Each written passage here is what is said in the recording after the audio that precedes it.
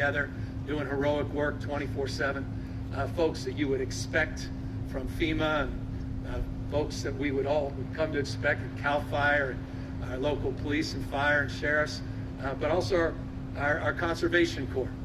Incredible work the National Guard did to mitigate damage, to pre-position, to prevent, to save lives. That was our #1 priority. In closing, we're now here talking about turning the page, and we're talking about the resilience of California. We're talking about being here when all of you are gone. When the cameras are gone, when all the attention, spotlights taken off, that's when California is at its best and we do our best work. But we could not do that without federal support. Final words. On January 4th, we declared a state of emergency.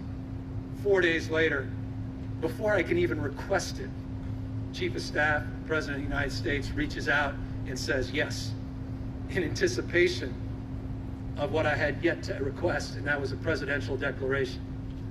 I checked my voicemail. The President had already left a voicemail saying, "What do you need?" 4 days after that, we requested a major disaster declaration. We sent out FEMA directors again back here with us after just a few days of detailed assessment.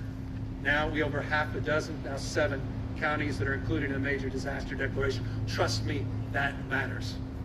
When you're cynical again around government, relationships, where you feel like things are frayed, things have become too polarized, hope you'll consider these moments, that spirit of collaboration, cooperation, the things that define the best of who we are, and the best, of course, I think, of who we are in America is representing the person that I'm honored to welcome to his podium.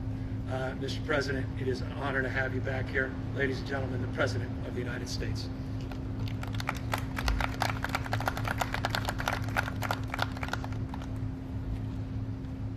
Well, Governor, you and I got to stop taking these helicopter rides. We've made a bunch of them. We've been hit. If anybody doubts the climate is changing, then they must have been asleep for the last couple of years. I want to thank you, Governor.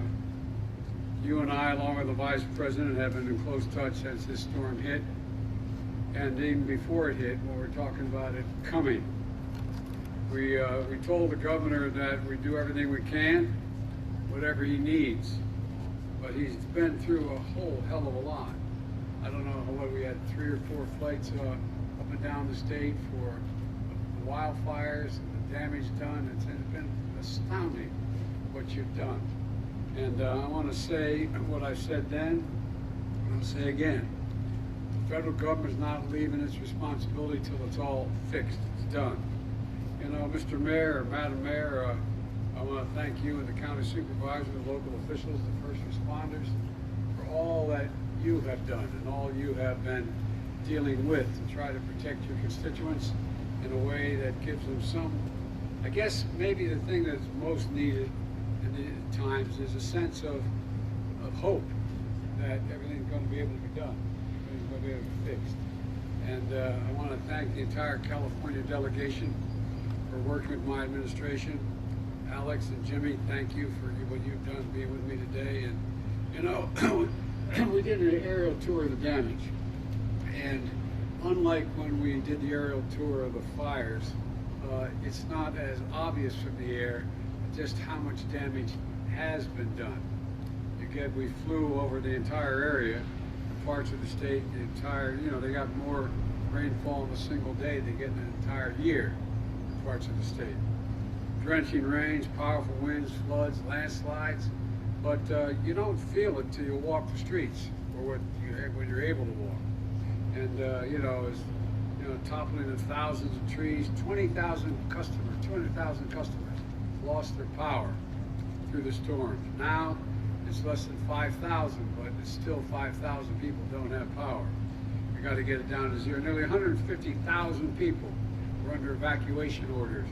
Now it's down to 1,400 under evacuation orders, and under 300 people are still in shelters.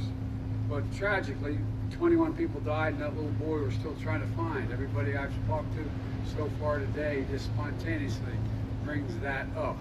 You know, the The fact is, Jill and I have him on our prayers, the family in our prayers, and all of you.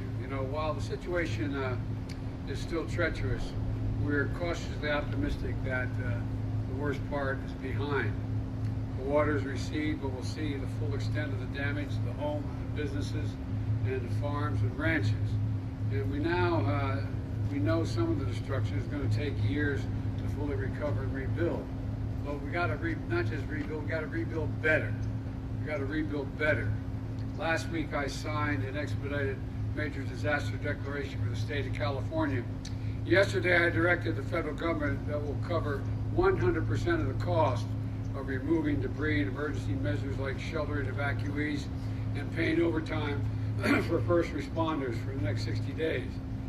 For 60 days. And right now, more than 500 employees of FEMA are out here and other federal agencies on the ground trying to help people. FEMA positions supplies for 100,000 meals, 100,000 liters of water, 20,000 blankets, 10,000 cots for shelters, and will be disaster recovery centers in every impacted area, including Santa Cruz and Merced, where survivors can apply for assistance, and if their homes or their small businesses have been damaged. That's already underway. The Army Corps of Engineers is helping remove heavy debris and safely, and monitoring 7 reservoirs in the Central Valley and the San Francisco Bay Area. I've instructed my administration to bring every element of the federal government together with the help of immediate needs to long-term rebuilding to do both. We have to, in terms of the infrastructure, there's got to be significant changes that made, and the federal government's going to be here to help get that done. For example, the Department of Agriculture is helping farmers with disaster loans and grants if they lost livestock or their crops are washed away. The Small Business Administration, and somebody with me when I listened through the small business along the piers here, it's devastating what happened. But they're going to get help local businesses with low interest loans so they can recover. And now if you don't have insurance, or if you're underinsured, FEMA's going to get you started on home repairs, replacing lost or damaged property like cars, refrigerators, things inside the home that'll be able to be replaced quickly. To apply for assistance from FEMA, you can go online to disasterassistance.gov. Disasterassistance.gov. You can also sign up in person for disaster recovery centers in the coming days. There are going to be at least 7 centers opened across this state, and FEMA is going to deploy disaster survivor assistance team to communities that need them the most. We can go to the FEMA website to find that location. And look, as I've said on other disasters, the key is not just building back, it's building back stronger. Just because since I became president, we've spent $9 billion in disaster assistance to California for the extreme weather events they've had to go through. $9 billion, and these weeks have shown the compounding effect of the disasters. For example, places that were ravaged by past wildfires are now at a higher risk of landslides. Extreme weather caused by climate change means stronger and more frequent storms, more intense droughts, longer wildfire seasons, all of which threaten communities across California. So we have to invest in stronger infrastructure to lessen the impacts of these disasters because they become cumulative in a sense. We've already allocated funding from the infrastructure law that I signed a year ago, and more than $16 billion for more than 480 projects across this state. We're making the California power grid more resilient, building stronger levees, clearing hazardous fuels, and reforesting lands, to protect against wildfires. And together, we can better prepare for future disasters, reduce the damage they cause, and the people's lives and livelihoods that are affected. So let me close with this. The people in California, I say it again, the country is here for you and with you. We are not leaving till things are built back and built back better than they were before. If you recover from storms, we'll be with you every step of the way. And I mean that sincerely, every step. God bless you all, and may God protect our first responders, who we owe more than I can take time to talk about today. Thank you, thank you, thank you.